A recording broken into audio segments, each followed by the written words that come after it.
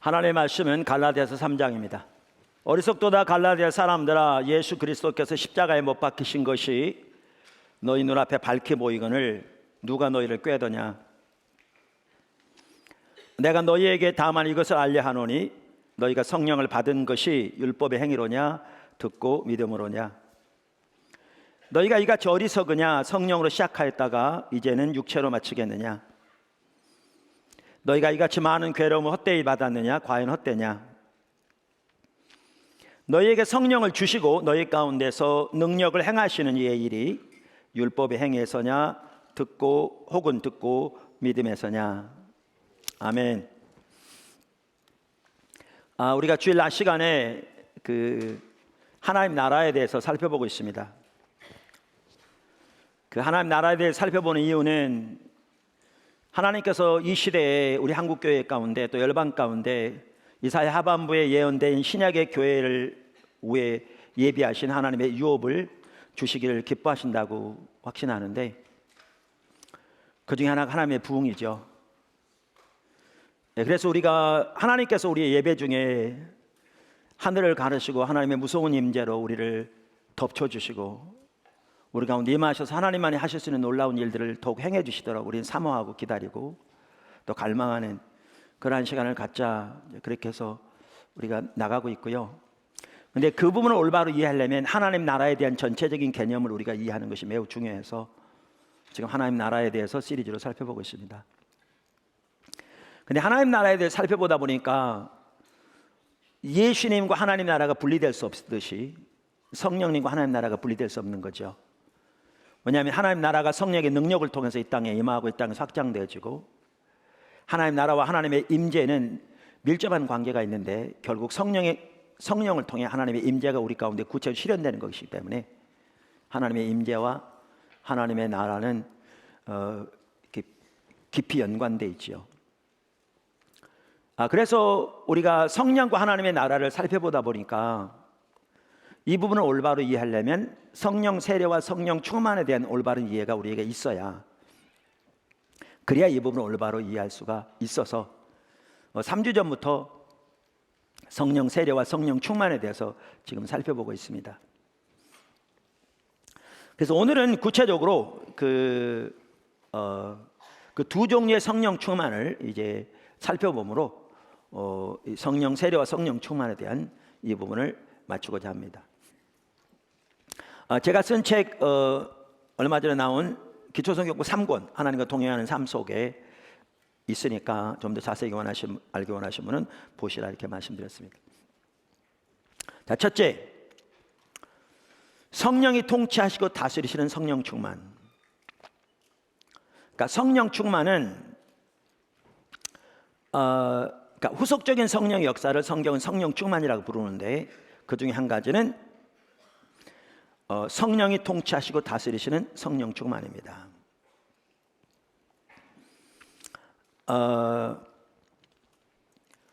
제가 영국에서 나온 성경 주제별 사전에 대해서 지난 시간에도 이렇게 언급한 적이 있습니다. 런던에서 출판된 책인데 Dictionary of Bible Themes라는 책입니다. 부제가 The Accessible and Comprehensive Tool for Topical Studies 이렇게 되어 있는 그 주제별 사전인데요. 거기에 보면 성령 충만, 그걸 영어로 그 책에는 Holy Spirit, filling with 이렇게 돼 있는 다음에 그 성령 충만에 대해서 이렇게 표현합니다.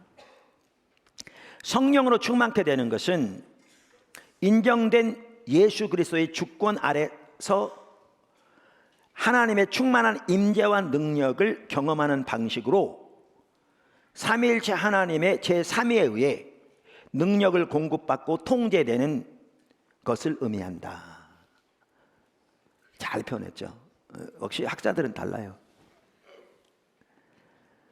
그러면 성령의 채우심은, 그러니까 스피릿 필링이라고 했는데, 채우심은 성도들의 삶에서 갱신, 복종, 복음 전파에서의 담대함, 그리고 시선을 사로잡는 성품으로 인도된다. 그래서 성경에 말하는 한 종류의 성령 충만은 성령이 통치하시고 다스리시는 성령 충만을 말합니다.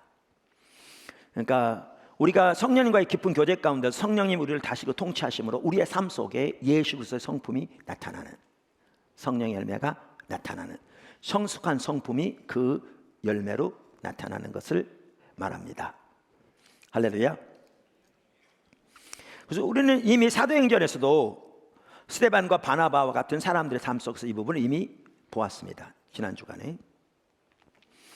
그래서 그들이 성령에 충만한 사람이라고 번역하고 있는데, 그게 이러한 종류의 성령 충만 가운데 그들은 이렇게 살았던 사람들인 것을 이렇게 말해주고 있는 것입니다. 근데 한 가지만 언급하고 넘어가기 원하는데요, 이러한 성령 충만을 위해서 우리에게 매우 중요한 요소가 한 가지가 있는데, 그게 뭐냐면 하나님의 말씀을 깊이 묵상하고 그 말씀이 우리 안에 거하는 것입니다. 자, 골로새서 3장 16절에서 18절 한번 찾아보십시오. 골로새서 3장 16절에서 18절. 그리스도의 말씀이 너희 속에 풍성히 거하여 모든 지혜로 피차 가르치며 권면하고 시와 찬송과 신령한 노래를 부르며 감사하는 마음으로 하나님을 찬양하고, 또 무엇을 하든지 말에나 일에나 다 주 예수의 이름으로 하고 그를 힘입어 하나님 아버지께 감사하라. 아내들아 남편에게 복종하라. 이는 주 안에서 마땅하니라. 그러면서 쭉 관계가 나옵니다.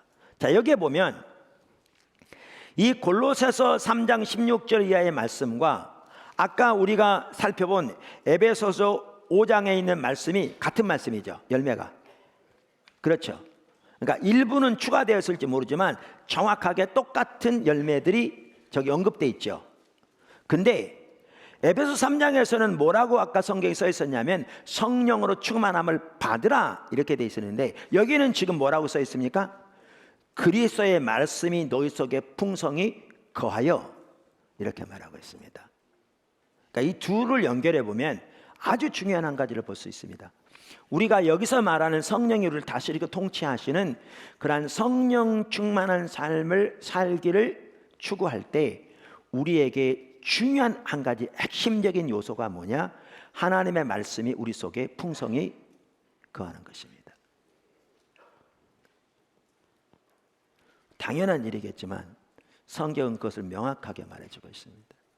그러니까 하나님의 말씀을 깊이 묵상하고 하나님의 말씀이 우리 속에 풍성히 거할 때 성령이 우리를 통치하시고 다스리는 삶이 같이 가는 거죠. 사실 말씀과 성령은 항상 같이 갑니다.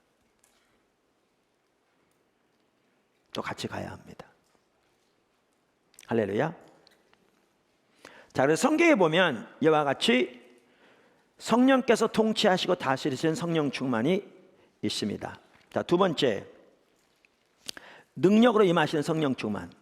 그러니까 제가 오늘 첫 번째 종류의 성령 충만에 대해서 말했을 때 오늘날 이 부분에 대해서 토를 다는 분은 거의 없습니다. 이 부분은 다 인정하고 받아들입니다. 그런데 지금부터 제가 살펴볼 이 능력으로 임하시는 성령 충만, 이 부분에 대해서는 적지 않은 사람들이 이 자리가 없습니다. 그들의 사고에 이것을 위한 공간이 없습니다. 적지 않은 사람들이. 그게 심각한 문제인 거죠, 사실은. 자, 그래서 또 한 종류의 성령 충만이 뭐라고요?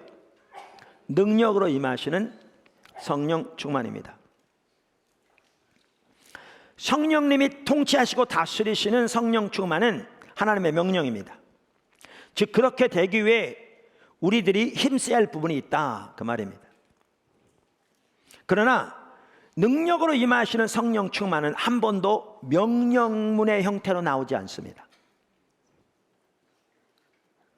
이것은 하나님께서 성도들을 위해서 그 무엇을 행하시는 것을 말합니다.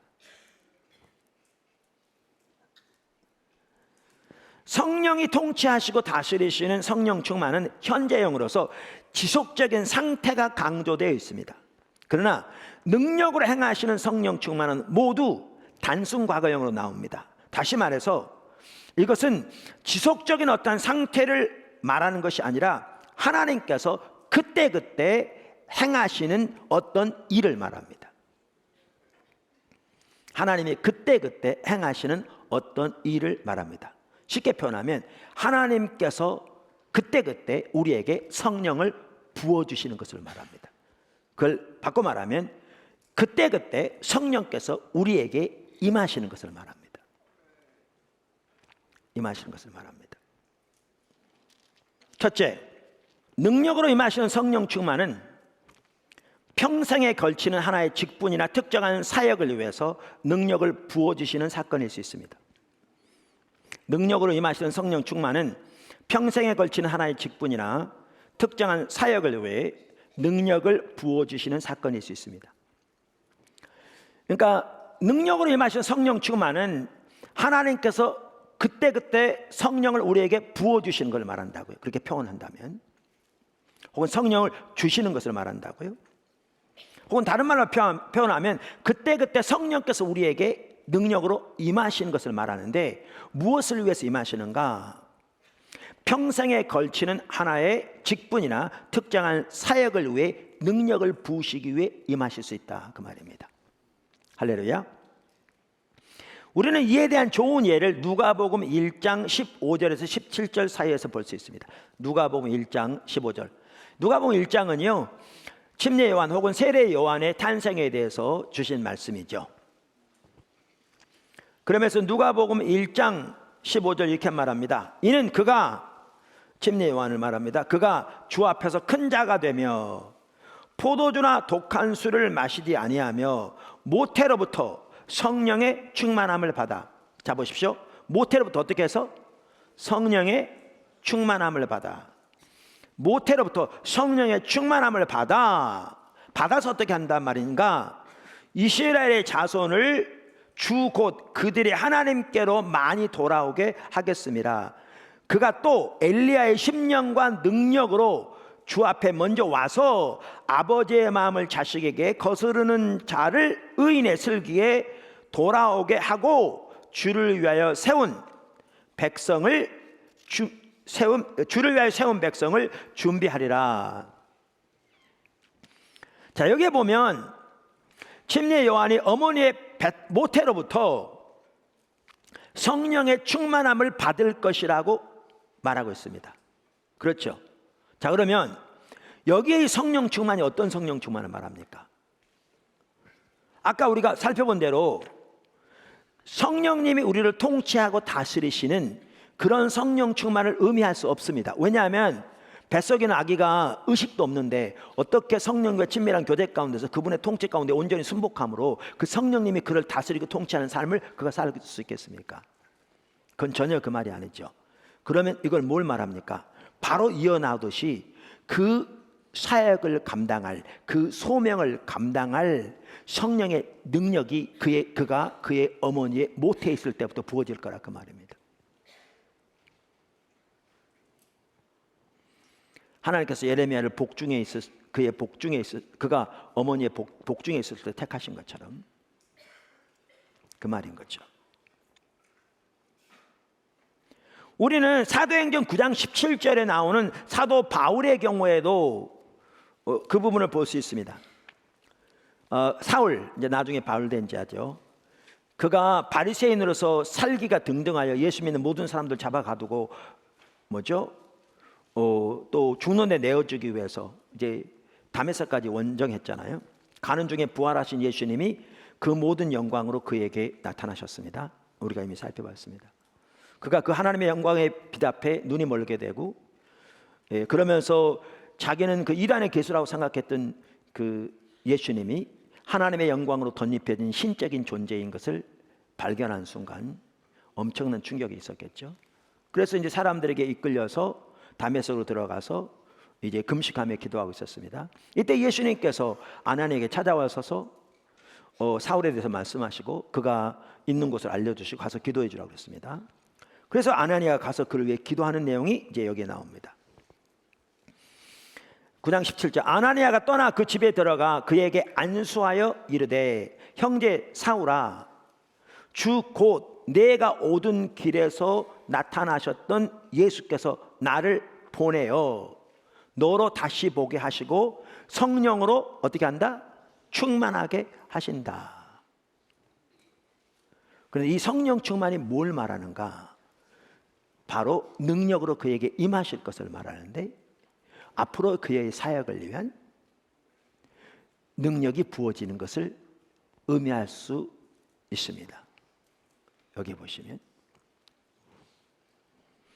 자, 이와 같이 능력으로 임하시는 성령 충만, 이 성령 충만은 때로는 평생에 걸치는 하나의 직분이나 특정한 사역을 위해 능력을 부으시는 사건입니다.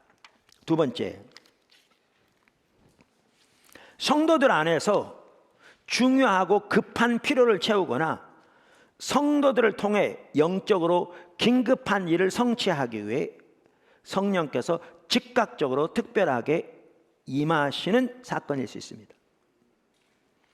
그러니까 능력으로 임하신 성령 충만은 성령께서 즉각적으로 특별하게 그 시점에서 임하신 걸 말하는데, 무엇을 위해서 또 임하시는가? 때로는 성도들 안에서 중요하고 급한 필요를 채우거나 성도들을 통해 영적으로 긴급한 일을 성취하기 위해서 그렇게 임하실 수 있다, 그 말입니다. 할렐루야. 우리가 앞에서 살펴본 사도행전 4장 8절에서 10절에 나오는 베드로의 경우도 마찬가지였습니다. 지난주에 살펴본. 그러니까 이 경우에는 다시 말씀드리면 베드로가 늘 성령님의 통치 안에서 성령과 동행하는 삶을 살지 않았다, 그 얘기가 아니라니까요. 당연히 그 삶을 살았을 겁니다. 그런데 사도행전 그 4장에 나오는 그 4장 8절에 나오는 베드로가 성령에 충만하였다는 그 단어는 지속적으로 성령님의 통치 아래 살았던 그 삶을 말하는 게 아니라 그 시점에 그에게 임한 것을 말한다니까요. 그 단어가 원문에 보면, 그러니까 지금 여기 사도행전 13장에 나오는, 그때도 마찬가지죠. 그 엄청난 공회 앞에서 이제 교회는 작게 시작하는 상황에서 하나님은 강력하게 역사하고 계신데, 그러한 핍박과 대적을 만났을 때 성령께서 강력하게 임하셔서 영적인 급한 필요를 채우기 위해 역사하시고 영적으로 긴급한 일을 성취하시기 위해 역사하신 거죠. 역사하신 거죠. 세 번째, 능력으로 임하시는 성령 충만은, 성령 충만을 우리는 반복적으로 받을 수 있습니다. 반복적으로 받을 수 있습니다. 그러니까 베드로의 경우를 보십시오. 오순절날 그는 성령 세례를 받았습니다. 성령님이 120명이 강력하게 임했죠. 근데 사도행전 4장 8절에서 성경은 그 시점에서 그는 성령에 충만하게 되었다, 이렇게 말합니다. 뿐만 아니라 사도행전 4장 31절에 보면 그들이 기도할 때 거기 모든 사람들에게 성령이 강력하게 임했다, 이렇게 말해요. 보십시오. 반복적으로 받는 거잖아요. 사도 바울의 경우에도 아까 아나니아가 안수할 때 그가 성령의 충만함 받았다고 써 있습니다.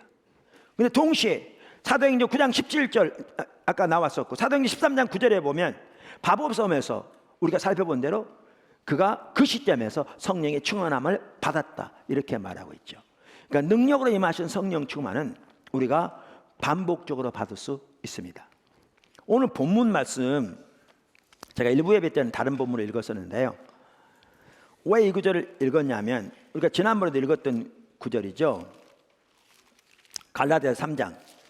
거기에 보면 2절에 우리가 이미 본 것처럼, 내가 너희에게 다만 이것을 알려 하노니 너희가 성령을 받은 것이 율법의 행위로냐 듣고 믿음으로냐. 여기에 받은 것이라는 헬라어 단어를 보면 이 의미는 과거 한 시점에 성령을 받은 것을 의미한다고요. 그리고 3절에 보면 너희가 이같이 어리석으냐 성령으로 시작하였다가 라고 말한 걸 보면 2절에 나오는 성령을 받은 그 시점이 그들의 신앙생활의 처음 시작의 시점인 걸 볼 수 있다고요. 여기 보면, 그러니까 2절에 나오는 성령을 받은 것은 우리가 예수를 믿을 때 성령님이 우리 속에 오셔서 내주하시는 그 사건을 의미하는 것을 명백하게 볼 수 있어요. 그러니까 학자들이 그렇게 다 해석하고 있어요. 여기 보시면. 근데 그것이 율법의 행위로 되어진 것이 아니고 몰래 되어진 것이라고요? 믿음으로 되어진 것이라고. 그런데 말씀드린 대로 5절에 너희에게 성령을 주시고, 이 단어는 2절에 나오는 성령을 받은 것과 다른 거라고요. 왜 다른 거냐면 5절에 너희에게 성령을 주시고 라는 이 단어는 현재형이에요. 그러니까 처음 예수를 믿을 때 성령을 받은 그것을 말하는 게 아니라 그 이후로 하나님께서 지속적으로 현재적으로 성령을 주시는 것을 말하죠. 여기 성령을 주신다고 표현하고 있어요. 이건 성경적인 표현입니다. 그래서 많은 사람들이 이런 것을 성령을 부어주시고라고도 표현하기도 하죠. 그래서 이 구절은 성령을 주시고라고 표현하고 있어요. 근데 이 성령을 주시고란 단어가 현재형이라니까요. 이 말은 시간적으로는 현재고 지속적인 행동을 가리킨다고요. 그러니까 성령을 주셔서 우리 가운데 능력으로 역사하시는 일이 반복적으로 일어나는 걸 볼 수 있죠. 이 구절을 보면 반복적으로. 그러니까 사도 베드로의 삶에도, 사도 바울의 삶에도, 2000년 교회 역사의 삶에도 정확하게 이 일이 일어났죠. 반복적으로 성령을 주셔서 하나님의 놀라운 일들을 이루신 일들이 있었습니다. 이와 같이 능력으로 임하시는 성령 충만은 우리가 반복적으로 받을 수 있습니다. 할렐루야. 넷째, 성령 충만을 위해 기도하는 것은, 그러니까 능력으로 임하시는 성령 충만을 위해 기도하는 것은 성경적입니다. 아까 말씀드린 대로 능력으로 임하시는 성령 충만은 하나님의 명령은 아닙니다. 명령문으로 쓰여진 것이 없습니다. 그것은 우리가 자발적으로 할 수 있는 그 무엇이 아닙니다. 하나님께서 택하시는 대로 우리에게 부으시는 것입니다. 성령께서 택하시는 대로 우리에게 특별하게 임하시는 것입니다. 그러나 우리가 그러한 성령 충만을 위해서 기도하는 것은 지극히 성경적입니다. 지극히 성경적입니다. 다섯 번째, 제가 책에는 넣으려다가 이제 책에 하나님의 부흥에 대해서는 따로 좀 쓰려고 했기 때문에 빼먹었는데요. 다섯 번째 말씀드리면, 능력으로 임하시는 성령 충만과 하나님의 부흥은 밀접한 관계가 있습니다. 우리가 하나님의 부흥을 구하잖아요. 그런데 하나님의 부흥을 구하려면 능력으로 임하시는 성령 충만에 대한 자리가 있어야 합니다. 뭐냐 하면, 능력으로 임하시는 성령 충만과 하나님의 부흥은 밀접한 관계가 있습니다. 제가 말하는 하나님의 부흥은 평양 대부흥처럼, 웨일즈 부흥처럼, 조나단 에드워즈 시대 미국에 임했던 제2차 대각성 운동처럼, 2차인가 1차인가요? 그 다음에 요한에스겔 18세기는 부흥의 세기라고 할 수 있을 만큼 너무나 놀라운 하나님의 부흥들이 임했는데, 영국에 임했던 것처럼 하나님이 대규모로 임하시는 거죠. 즉 성령께서 임하시는 부흥을 말하죠. 근데 오늘날은요, 이 부흥에 대한 개념조차 가려져 있어요. 제가 처음 교회 개척할 때 지방에서 이렇게 교회별로 기도 제목을 좀 써내라고 그러더라고요. 그러면 이제 같이 이렇게 정리해가지고 각 교회에 나눠서 교회들마다 지방에 속해 있는 다른 교회들의 기도 제목을 같이 기도하자고. 제가 뭐라고 썼냐면, 하나님의 부흥을 위해서 우리는 기도하고 있습니다. 그렇게 썼더니 뭐라고 정리돼서 나오냐면, 교회의 부흥을 위해 기도해 주세요, 이렇게 올렸더라고요. 제가 말한 것처럼.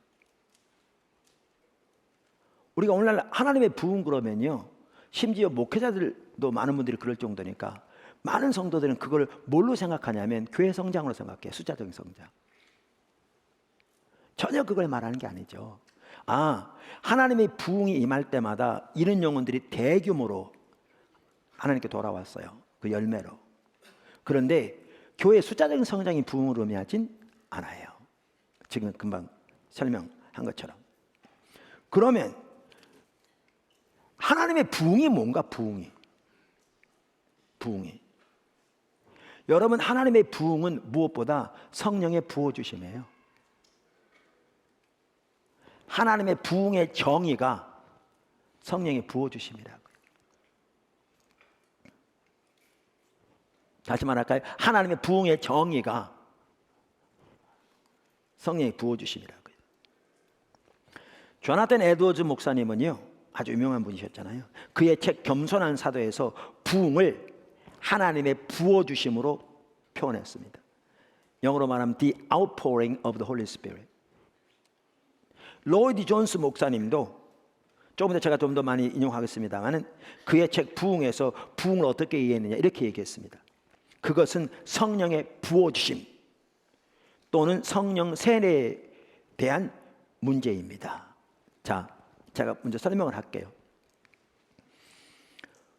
우리가 성령의 세례에 대해 살펴보면서 우리가 예수를 믿을 때 성령이 우리 속에 오신다.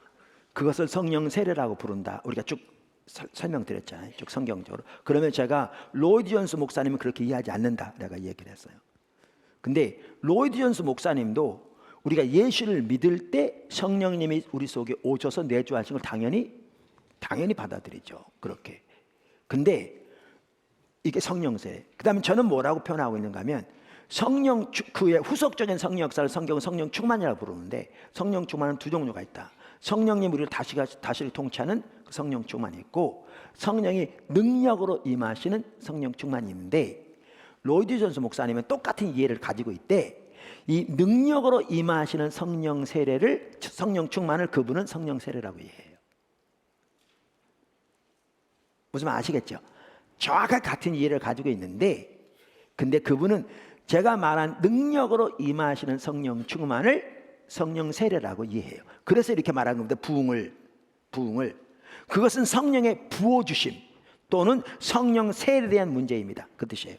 그것은 부흥 전체 문제와 관련해서 중추적인 요점입니다. 왜냐하면 부흥이 뜻하는 바가 규정상 하나님의 성령의 부어주심이라고 생각하기 때문입니다. 성령께서 능력 있게 어떤 한 사람이나 여러 사람에게 동시적으로 임하는 것을 뜻합니다. 그게 부흥입니다.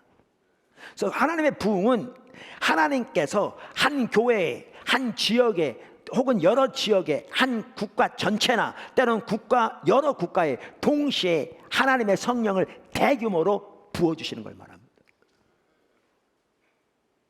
부어주시는 거예요. 그게 부흥입니다. 지금 총신 신대원에서 그 역사를 가르치시는 교회사를 가르치는 박용규 교수님 그분이 세계 부흥 운동사라는 책을 썼어요. 이렇게 두꺼운 귀한 책인데요. 그 책에서도 그분도 정확하게 부흥을 뭐라고 이해했느냐 조나단 에드워즈나 로이드 존스 목사님과 똑같이 부흥은 성령의 부어주심이다. 그렇게 얘기해요. 그러니까 능력으로 임하시는 성령 충만 다른 말로 하나님 성령께서 강력하게 능력으로 우리에게 임하시는 이 부분에 대한 자리가 없으면 부흥을 위한 자리가 없습니다. 우리 하나님의 부흥을 위해 기도하면서 능력으로 임하시는 성령 충만에 대한 자리를 우리가 지적으로 성경적으로 가지고 있지 않으면 부흥을 뭘 구하는 겁니까? 인간의 노력으로 하나님 부흥을 얻을 수 없습니다. 우리의 헌신으로 하나님의 부흥을 얻을 수 없습니다. 우리의 희생 가지고 하나님의 부흥을 얻을 수 없습니다. 부흥은 하나님이 성령을 대규모로 부어 주셔야 가능합니다. 그게 규정상 by definition 하나님의 부흥입니다. 하나님의 부흥입니다. 그렇기 때문에 능력으로 임하시는 성령 충만과 하나님의 부흥은 밀접한 관계를 가지고 있습니다. 할렐루야. 마지막으로 여섯 번째, 능력으로 임하시는 성령 충만과 성령을 소멸하는 것. 이제 이게 심각합니다. 능력으로 임하시는 성령 충만과 성령을 소멸하는 것. 무슨 말이냐면 우리가 능력으로 임하시는 성령 충만의 자리를 가지고 있지 않으면 우리는 성령을 소멸할 수 있습니다.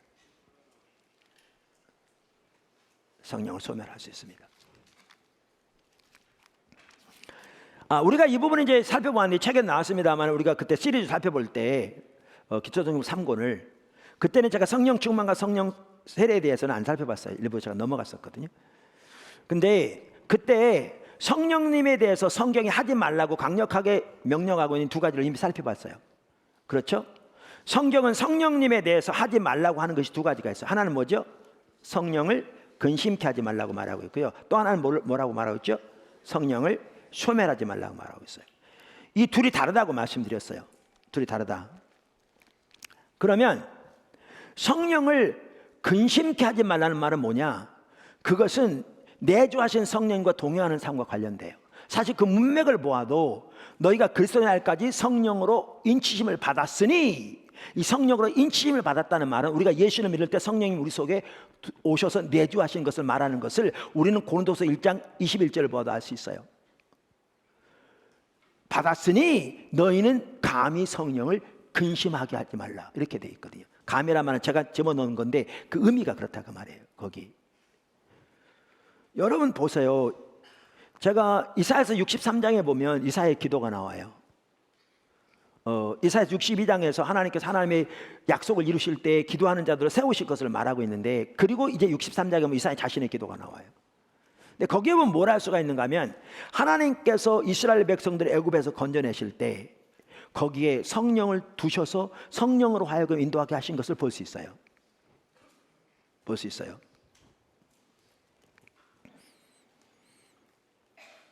그래서 여기 이사야 63장 11절 보세요. 백성이 옛적 모세의 때를 기억하여 이르되 백성과 양떼의 목자를 바다에서 올라오게 하시니가 이제 어디 계시냐? 그들 가운데 성령을 두시니가 이제 어디 계시냐? 보시면 하나님께서 하나님의 성령을 그들 가운데 두셔서 성령님으로 하여금 그들을 인도하시고 그들 가운데 역사하시도록 하신 것을 볼 수 있어요. 할렐루야. 불기둥과 구름기둥 가운데 계셨고요. 당연히 성령님은 당연히 그 뭐죠? 언약궤 위에 머물러 계셨고요. 그런데 왜 구약에서부터 하나님의 임재는 성령님에 의해 우리에게 구체적으로 실현된다고요? 학자들이 얘기하는 바와 같이 성령을 두셨는데, 제가 이걸 왜 언급하냐 하면, 하나님께서 이스라엘 백성들 광야를 인도하시면서 그 광야를 통해서 때로는 홍해 앞으로 먹을 것이 없는 곳으로 마실 것이 없는 인도하시면서 그들을 빚으시기 원하신 거잖아요. 하나님만은 믿음으로 의지하여 서고 하나님 중재의 삶으로 전환되어 주고 하나님의 입에서 나오는 말씀으로 살도록 훈련시키기 위한 거였잖아요. 근데 그들은 반복적으로 그들의 환경만 보고 일이 잘 될 때 할렐루야 아멘 그러다가 어려움 당하면 원망하고 불평하고 그랬잖아요. 근데 이걸 두고 성경은 뭐라고 표현하고 있는가? 이렇게 표현하고 있어요. 바로 그 윗절에 보면 그들이 이스라엘 백성 광야 생활하던 1세대입니다. 그들이 반역하여 주의 성령을 근심하게 하였으므로, 이들이 한 그 모든 행동을 성경은 뭐라고 표현하고 있는가 하면 그들이 성령을 근심했다 이렇게 표현합니다. 반복적으로. 그랬더니 하나님은 어떻게 하셨는가? 그랬더니 근심케 하였으므로, 그들은 사실 반복적으로 했잖아요. 하였으므로 그 다음 보십시오. 그가, 여기 그는 하나님이시죠. 그가 돌이켜 그들의 대적이 되사 친히 그들을 치셨더니, 그들의 성령을 반복적으로 근심케 하니까 하나님이 그들의 대적이 되사 그들을 치셨다고 말합니다. 여러분 이것을 보시고 하나님께서 성경이 신약 성경에 너희는 감히 성령을 근심케 하지 말라 이 말이요, 대단한 말씀입니다.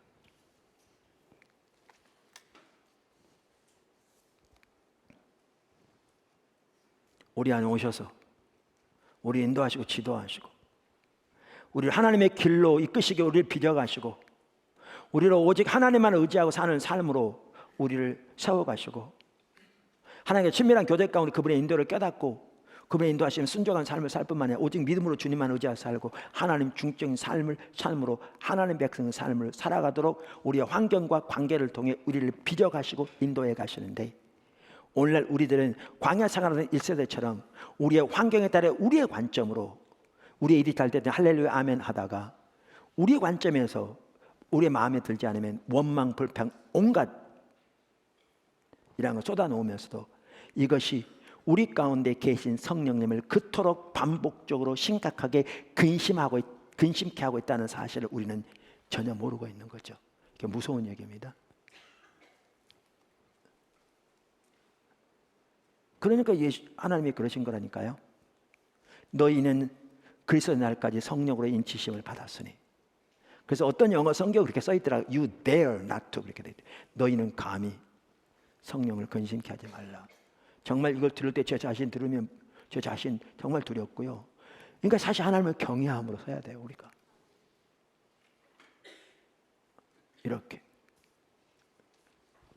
제가 로이드 존스 목사님이 쓴 그 부흥 책을 몇 군데 제가 읽어보고 인용하겠습니다. 이 부분을 잘 다루고 있더라고요. 사실은 사람들마다 의견은 다릅니다만은 어떤 분들은 제가 지금 읽으려고 하는 이런 일들 때문에 로이드 존스 목사님 아주 안 좋게 보는 분도 있습니다, 우리나라에.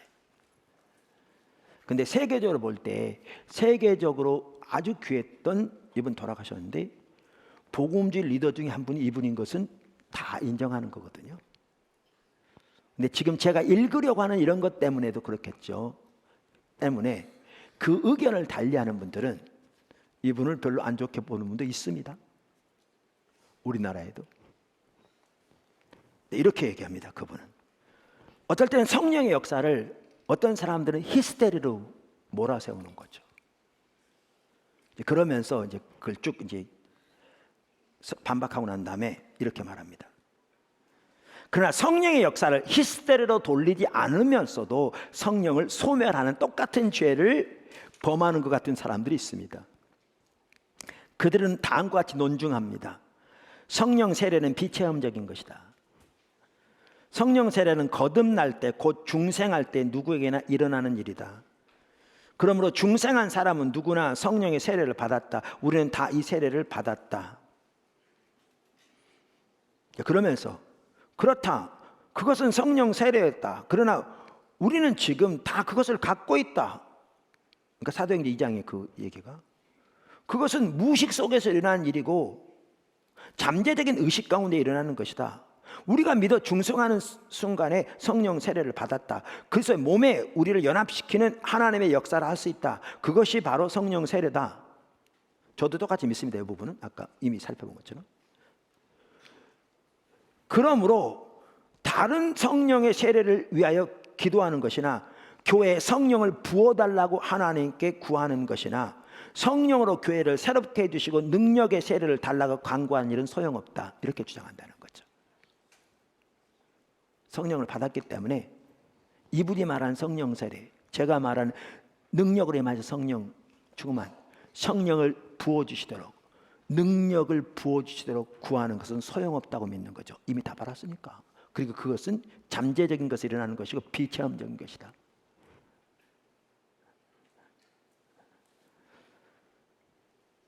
능력의 세례를 달라고 간구하는 것은 소용없다. 그것은 비체험적인 일이다. 그것이 우리 모두에게 이미 일어났기 때문에 우리는 그것을 구하지 말아야 한다. 여러분, 오늘날 이런 사람 많습니다. 그러면서 이 로이드 존스 목사님 이거를 성령을 소멸하는 것이라고 그러죠. 계속 읽어보겠습니다. 또는 그 논증이 다른 방식으로 묘사됩니다. 오순절날 일어났던 일은 다시는 반복할 수 없는 것이라고 가르치면서, 여러분 보십시오. 오순절 사건은 한편으로는 우리의 구속사의 한 사건이 있어요. 십자가, 부활, 성령 강림. 구속사로서의 오순절은 반복되지 않습니다. 그런데 오순절날 일어난 사건은 사도행전뿐만 아니라 2000년 교회사에서 반복적으로 일어났습니다. 근데 그들은 오순절을 구속사로 보면서 더 이상 오순절은 반복되지 않는다, 그렇게 말하는 거죠. 근데 오순절은 반복될 수 없는 것이라고 가르치면서, 그러므로 우리가 성령을 부어달라고 기도하는 것은 그릇되다고 가르칩니다. 그들은 말합니다. 오순절 날에 하나님께서는 하나님의 성령을 교회에 부어주셨다. 성령께서 그 이후에 교회 안에 늘 계셨다. 그러므로 하나님이 하나님의 성령을 부어주시기를 기도하는 것은 정말 잘못된 일이다. 이게 60년의 영국 교회를 두고 한 얘기인데요, 오늘 한국 와서 하고 보고 한 것처럼 한국 교회도 이런 경우가 절대로 적지 않습니다. 그러면서 이렇게 말합니다. 그런 류의 설교가 주를 이룰 때 사람들이 부흥을 위해서 기도하는 일을 멈추었다는 것이나 교회가 오늘날 이러한 모습을 띠고 있는 것은 전혀 이상한 일이 아닙니다. 이런 류의 가르침이 주를 이룰 때 교회는 침체되고 부흥을 위한 기도는 할 필요가 없어지는 거죠. 성령의 인격과 사역에 관한 책들이 많이 쓰여졌으면 여러분들은 아실 겁니다. 많이 쓰여졌습니다. 그 당시까지만 해도. 그러나 그 책들이 부흥은 전혀 언급하지 않습니다. 그들은 하나님의 성령의 임하심과 하나님의 성령의 부어주심을 언급하지도 않습니다. 저는 여러분들에게 그 책의 저자들을 제시할 수 있습니다. 그런 저자들 안다 그 말이죠. 부흥에 대해서는 한마디도 없습니다. 그 뒤로도 많은 신학자들의 책이 성령님에 대해 쓰여졌지만 이 부분은 다루고 있는 책은 거의 없습니다. 아주 소수를 빼놓고.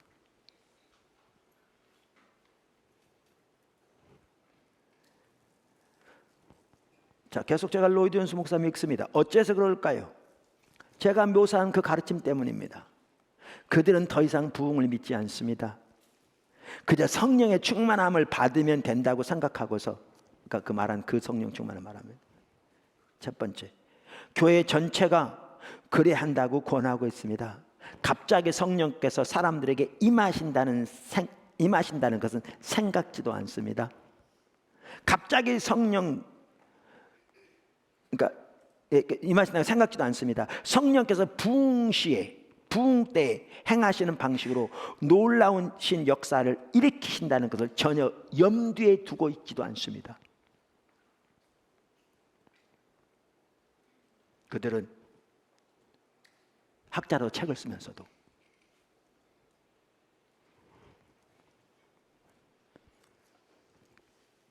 그러면서 며칠 뒤에 이렇게 말합니다. 심지어 복음주의적인 작가들마저도 부흥을 전혀 언급하지 않습니다. 생각조차 하고 있지 않습니다. 이것은 분명히 성령을 소멸하는 일입니다. 왜냐하면 성령께서는 보편적인 사역이라고 부를 수 있는 것뿐만 아니라 특이한 사역이라고 부를 수 있는 것도 행하시기 때문입니다. 곧 부흥도 일으키신다는 말씀입니다.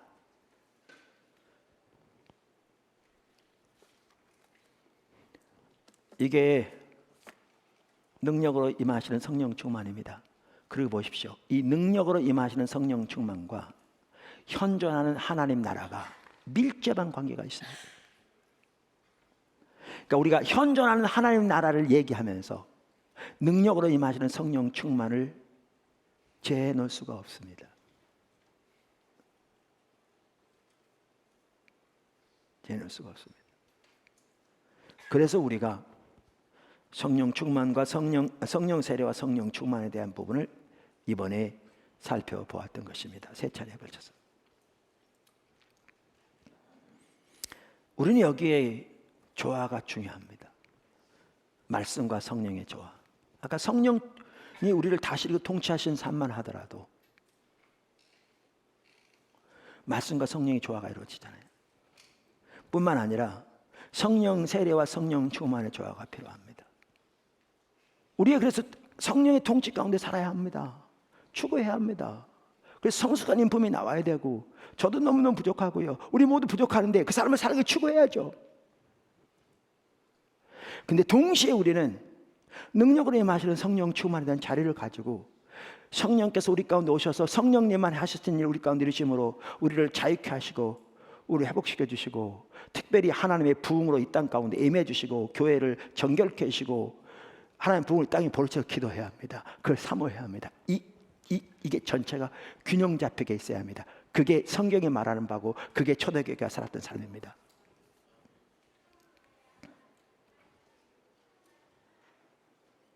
그렇게 우리가 살아야 할 삶입니다.